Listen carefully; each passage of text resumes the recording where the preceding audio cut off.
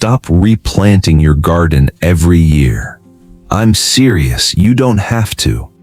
Most gardeners treat gardening like an endless cycle. Till, plant, harvest, rip out, and do it all over again. It's exhausting, it's expensive, and honestly, it's completely unnecessary. There's a better way, a way our great-grandparents understood. A family in Maine has been harvesting asparagus from the same bed since 1977, 47 years. They've never replanted it. A woman in Oregon still picks rhubarb from plants her grandmother put in the ground in 1952. 72 years. She's never replanted those either.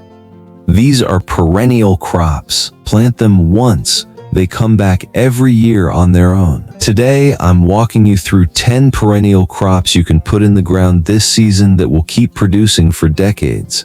I'll cover exactly how to plant them, how to harvest them, and what each one needs to thrive.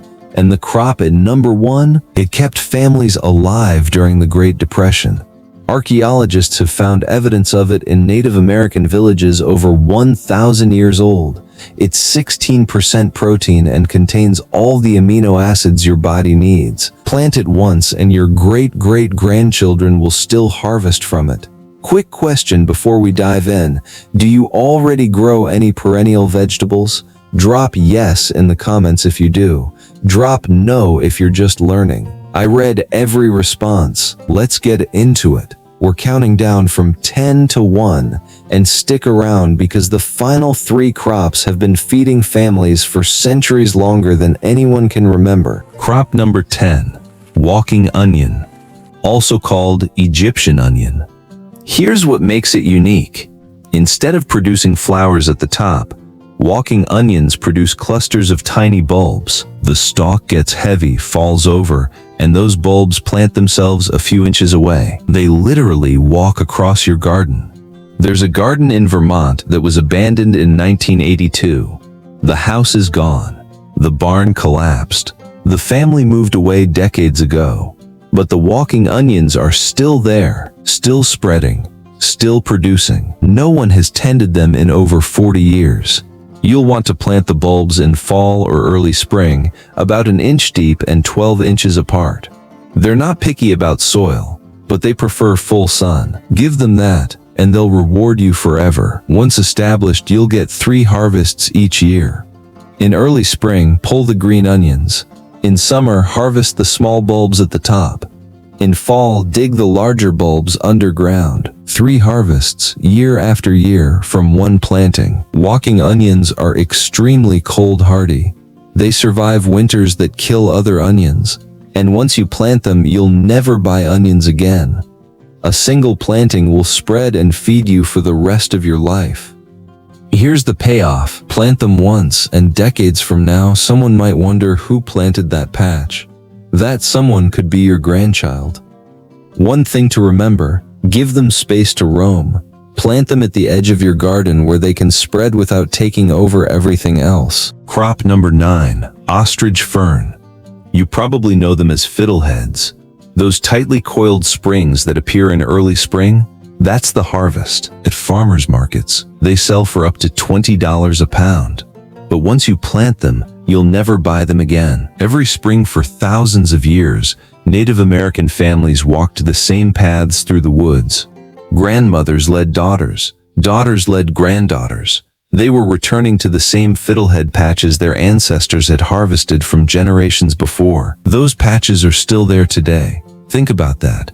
A food source that outlasts entire civilizations. Ostrich ferns need moist, rich soil and partial shade. Plant the crowns in spring, about 2 inches deep and 3 feet apart. They spread through underground rhizomes, so give them room to expand. Here's the timeline. The first year, let them grow without harvesting. Let those ferns establish. Year 2, you can take a few fiddleheads. By year 3, you'll have a productive patch that just keeps growing. When the fiddleheads emerge in spring, harvest them at about 2 inches tall, still tightly coiled. But here's the critical rule. Never take more than half from any plant. Leave the rest to grow into those beautiful green fronds. Those fronds photosynthesize all summer and feed the roots for next year's crop. Follow that half rule, and your patch will outlive you. Your grandchildren will walk the same path you walked, harvesting from the same plants. Crop number 8, sea kale. This one was a Victorian obsession that somehow got forgotten. Victorian gardeners were obsessed with this plant. They built special ceramic pots just to cover it. They traded crowns like currency. They guarded their patches like treasure. And when those Victorian gardeners died, when their estates crumbled, when their names were forgotten, something interesting happened. The sea kale didn't die. It's still growing in abandoned gardens across England today, producing every spring without anyone tending it for over a century. Sea kale produces thick stems that taste like a cross between asparagus and broccoli. But the real prize is the blanched stems you force in early spring. It needs full sun and well-drained soil. Plant crowns in spring about 2 feet apart. Water well the first year to establish deep roots. After that, it's nearly indestructible. It's also salt tolerant, so it handles coastal conditions where other vegetables fail. Here's the forcing method. In late winter, cover each crown with a bucket or a pot. Block out all light. Within weeks, the plant sends up pale, tender stems reaching for light. Harvest them when they're 6 to 8 inches tall. They'll be sweet, tender, and nothing like the tough leaves left in the sun. A single planting produces for 20 years or more. No replanting, no fuss, just food every spring. Here's the payoff. 20 years from now, you'll still be harvesting the same plants. Most annuals would have been replanted 20 times by then. One thing to remember. After forcing, remove the cover and let the plant leaf out normally. Those leaves rebuild energy for next year's crop. Crop number 7, Good King Henry. Every colonial garden in America had this plant. Every modern gardener should too. It's a leafy perennial in the amaranth family. The young shoots in spring taste like asparagus. The leaves through summer cook like spinach. The seeds in fall can be ground into flour. One plant, 3 harvests, year after year. Here's what stops me. Good King Henry has been cultivated for over 500 years. 500 years. That's before Shakespeare, before the Pilgrims, before Columbus. The people who first planted it in medieval Europe are dust. Their villages are gone. Their languages are dead. But their Good King Henry, it's still growing. Still producing, still feeding whoever finds it. That's not just a plant. That's a living connection to the past. Plant seeds or crowns in spring, about 18 inches apart. It tolerates partial shade but prefers full sun. Once established, it's incredibly drought tolerant. A little neglect actually makes it happier. Here's how those 3 harvests work. In early spring, cut the young shoots when they're 6 inches tall. Steam them just like asparagus. Through summer, harvest the leaves as you need them. Young leaves for salads, older leaves for cooking. In fall, collect the seeds, grind them into flour, or add them to breads for a nutritional boost. It doesn't need replanting. It doesn't need fussing. It just produces 3 different ways for centuries. Here's the payoff. Most gardeners work every single year for their harvest. With Good King Henry, the work happens once. The harvest happens forever. One thing to remember, cut it back hard after it flowers. Fresh new leaves will emerge within weeks for a fall harvest. Here's something that might change how you think about gardening entirely.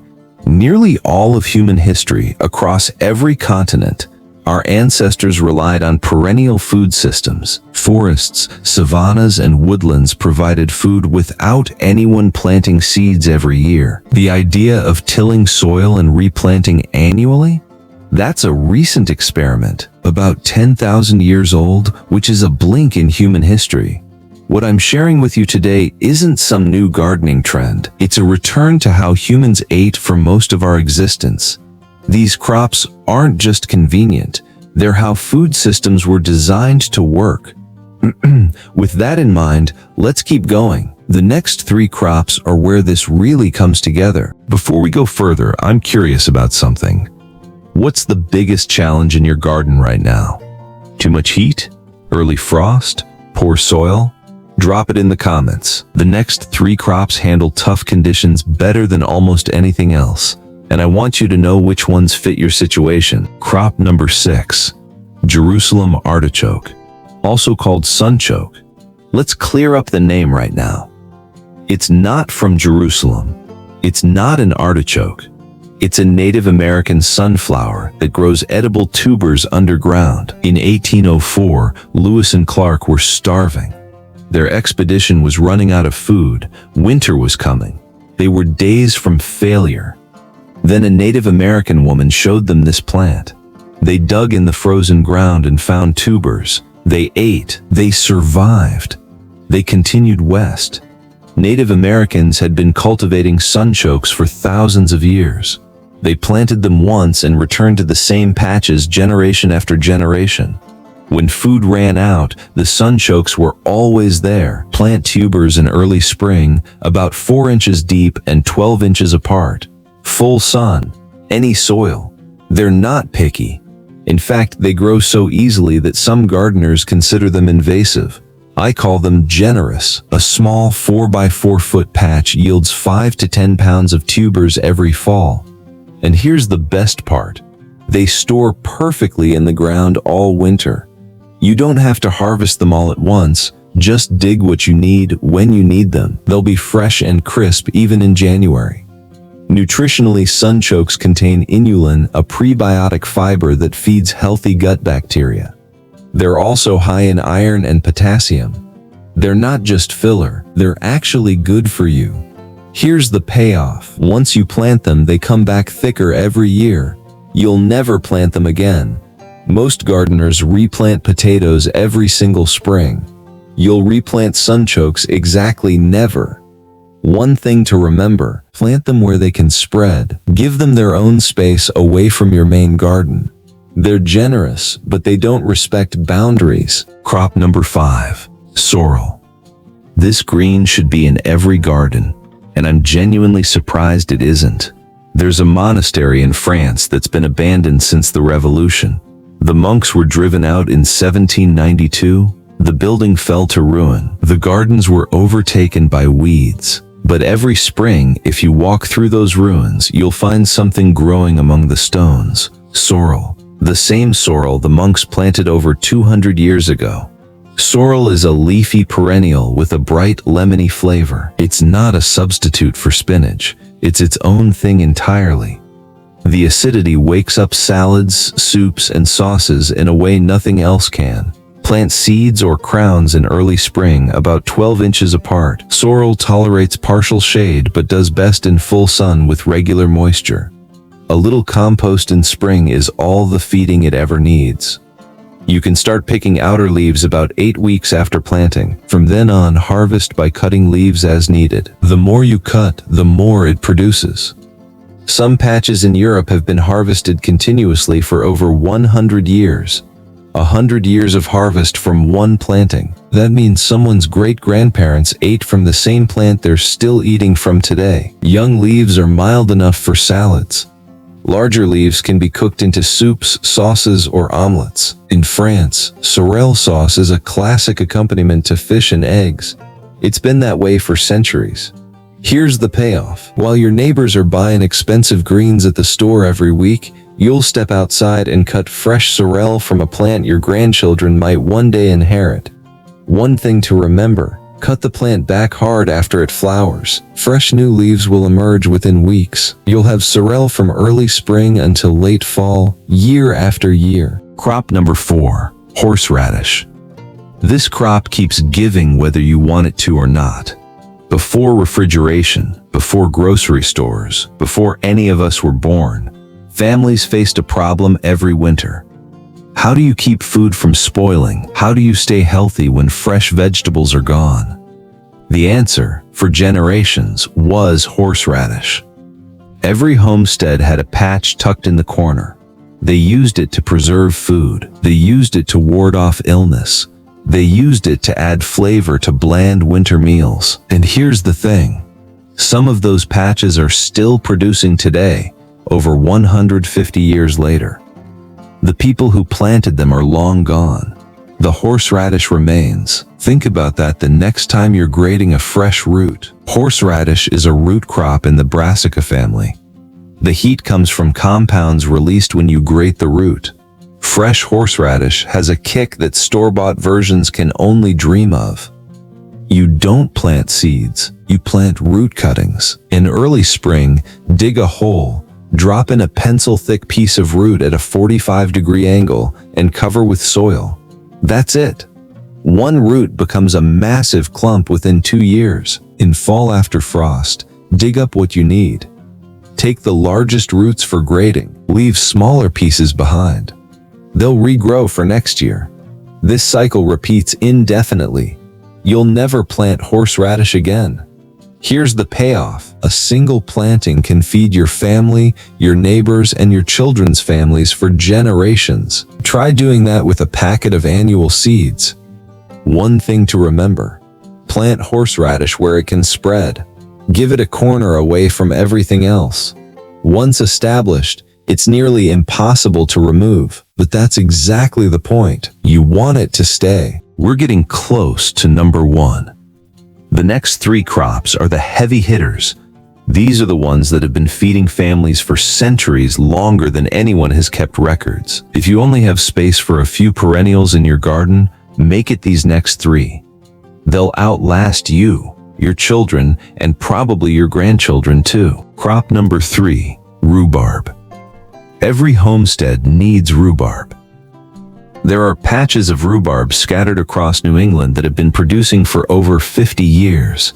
I've seen them myself. Old farmsteads where the house is gone, the barn is just a pile of weathered lumber, but the rhubarb, still there, still sending up those thick red stalks every spring. The people who planted them are dead, but every April, those same plants push through the soil, waiting for someone to pick them. Rhubarb is a cool season perennial grown for its tart stalks, technically a vegetable, but most people treat it like fruit in pies, jams, and sauces. Plant crowns in early spring about 3 feet apart. They need full sun and rich, well-drained soil. Work in plenty of compost before planting. The crown should sit just below the soil surface, with those pink buds pointing up toward the sky. Here's the patience rule. No harvest the first year. Let it establish those deep roots. Year 2, you can take a few stalks but leave most behind. Year 3 and beyond, harvest freely for 4 to 6 weeks in spring. A mature plant yields 4 to 6 pounds of stalks per season. That's enough for several pies or batches of jam. And rhubarb freezes beautifully so you can enjoy it year-round. A quick warning: the leaves contain oxalic acid and are toxic. Never ever eat them, compost them, or discard them. The stalks are perfectly safe and delicious. Here's the payoff. Rhubarb thrives on neglect. The less you fuss over it, the better it produces. Plant it once and you'll never buy rhubarb again. Your grandchildren might be the ones picking it 50 years from now, wondering who planted it. That someone could be you. Crop number 2, asparagus. The king of perennial vegetables. My grandfather planted asparagus in 1977. I never met him. He died before I was born. I know him only through stories and faded photographs. But every spring I walk to the edge of our property. I kneel down in the same spot he knelt nearly 50 years ago. And I cut spears from beds he put in the ground. Someone I never knew feeds me from beyond the grave. That's the power of perennial crops. And that could be you someday for someone you'll never meet. Asparagus sends up tender spears from underground crowns. A well-maintained bed produces for 20 to 30 years. 3 decades of harvest from 1 weekend of work. It needs full sun and well-drained soil. Dig trenches 12 inches wide and 8 inches deep. Space crowns 12 to 18 inches apart. Cover with just 2 inches of soil initially, then gradually fill the trench as the spears grow through spring. Here's the patience timeline, and this is critical. Year 1, no harvest at all. Let those spears grow into tall, feathery ferns. Those ferns photosynthesize all summer and build massive energy reserves in the roots. Year 2. You can harvest for 2 to 3 weeks, but stop when spears get thin. Year 3. Harvest for 4 to 6 weeks. Year 4 and beyond, full harvest for 8 weeks every spring. A mature bed yields 10 to 20 pounds of spears per 100 square feet. That's enough to eat fresh, freeze a bunch, and still give bags away to neighbors. Asparagus was grown by ancient Egyptians. The Romans wrote about it. Archaeologists have found evidence of asparagus beds maintained for centuries. You plant it once, your grandchildren will harvest from it. Here's the payoff. Every time you harvest asparagus, you're eating food that required almost zero work that year. The work happened decades ago. You're just showing up to collect.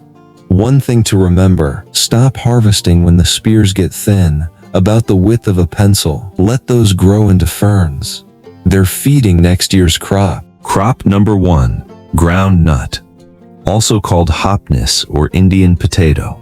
This is the crop you've never heard of that might be the most important on this entire list. Let me tell you why it's number 1. Groundnut is a Native American perennial vine in the legumium family. It produces clusters of tubers along its roots underground. One plant yields 5 to 10 pounds of tubers, and once you plant it, it comes back thicker every single year. When the Pilgrims arrived in 1620, they were starving. Half of them died that first winter. They didn't know this land. They didn't know what grew here. Native Americans showed them groundnuts. They dug them up, ate them, and survived. Without this plant, the Plymouth colony might have vanished from history. Fast forward to the 1930s, the Great Depression. Banks failed, jobs disappeared, people went hungry.